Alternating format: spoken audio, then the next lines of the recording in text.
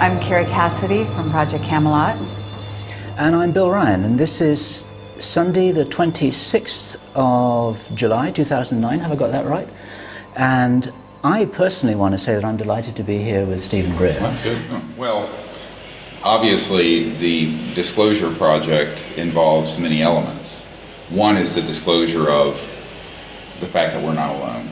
The other is that there are highly classified projects that have been run illegally for about over 50 years dealing with this. And number three, you cannot say that this has been kept secret and it's real without giving the raison d'etre. Why would something like this be kept secret?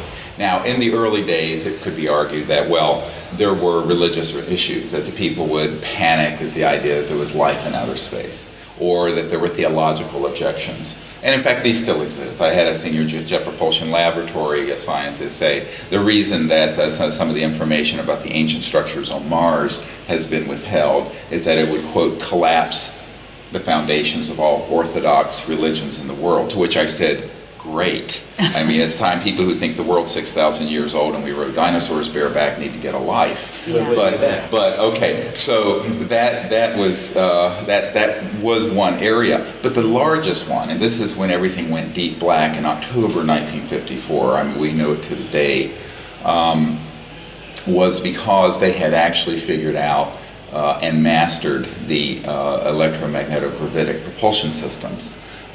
So that was 55 years ago.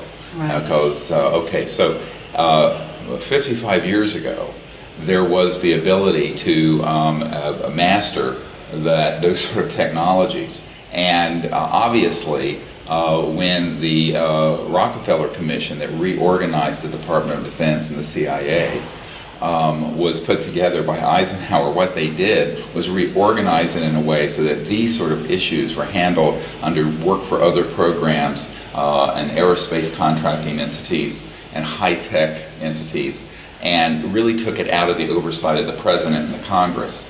And that's when it all went south, and has been that way ever since. Right. So, and the reason for that is because if you acknowledge that the UFOs are real, the very next thing that any bona fide scientist or policy analyst is going to ask is, well, how in the hell are they getting from one star system to another? And when that question is asked, it will be answered, because we have people on our team who can answer it in great detail. Yeah, and then when that is answered, I'm trying to finish one thought here. Sure. When that is answered, you are going to then see the end of oil, gas, coal, nuclear power, all of it. That's a $500 trillion asset base that they're sitting on and protecting. 200 or 300 people and corporations in the world control half the wealth of the planet, the net worth of the planet. So the secrecy has to be understood within a larger macroeconomic geopolitical crisis where there's been accretion of enormous power in the hands of relatively few people. And that this has gotten worse, not better, since the Gilded Age of the Industrial Revolution's dawn.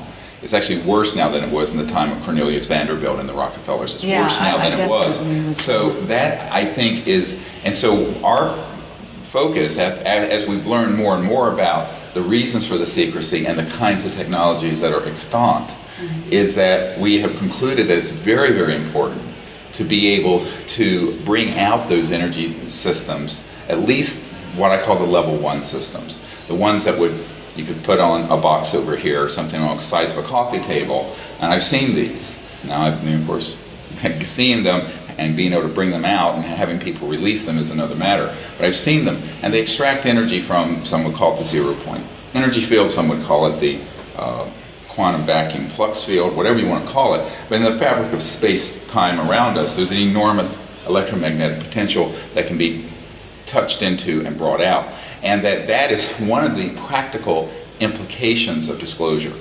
I mean, there are many implications. One is informational, one is diplomatic contact, and one is the issue about science and technology, which could transform the planet, get us off of oil, stop global warming, end the crisis of the have and the have-nots and the poverty in the world. So that, I think, resonates with many people. There are a certain number of people who are interested in extraterrestrial life. There's a much larger number of people who are concerned about the environment, the energy crisis, the poverty in the world, etc. So let me be very clear on this. We have 3 programs going on with equal bore simultaneously. Oh, really? Okay. Number 1 is CSETI, the Center for the Study of Extraterrestrial Intelligence, which is an interplanetary, interstellar diplomatic initiative. That was the founding entity, and it's still the primary focus. Okay. The second is Disclosure Project. That started as Project Starlight when I was briefing the CIA director and the Clintons and all these people, and then evolved into the Disclosure Project when Clinton said, I won't do it because I'll end up like Jack Kennedy. And the Congress people that we met with said, this is too big a fish for us to reel in. We're not going to do it. So it kind of devolved onto our shoulders. And then that's why we did in 2001, to correct the date, the National Press Conference event and the Disclosure Project. And that still continues. We still continue to do that. And then the third is the OrionProject.org and the focus on trying to identify people who have an understanding of these new physics and sciences so we can bring out some of the practical applications. So those 3 things are going on with Equal Bore. We have teams of people working on all of them. I'm sort of the coordinator or head of those 3 projects, but they're interrelated, and they're actually 3 sides of a pyramid, or whatever, not pyramid, but 3 sides of one entity. And people have to understand that, you know, people say, well, what about disclosure? I said, we have the testimony of 110 of these military witnesses out there. We have DVDs and other materials and books out there with thousands of pages of government documents. We have put the dispositive proof and testimony out there, and that then has launched the worldwide disclosure movement in many, many countries, as you know.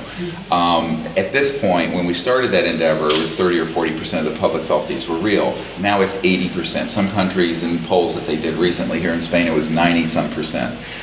Think that we're not alone and ETs are real. So we feel that the big overarching strategy of establishing that fact has happened. What has not happened is, at least within America, an official acknowledgement of the issue and the ending of the secrecy. But this is due to a complex problem that I work on behind the scenes, because that's where the problem is. The problem is within Majestic. And the problem is within conventional political leaders and the military-industrial complex. And when we started this effort, I had about a third of this Majestic group who thought what we were doing was something they would support. Now it's 70%. Now the other 30% would probably like to see me dead. But the point is, and they're vicious, but there's 70% of them now who really are lining up, and this includes the elements within Majestic that are in Europe, that are within the Masonics, that are within a lot of secret organizations that are fed up with the secrecy and know that we're at the end of how far we can take this silly game of secrecy and secret power.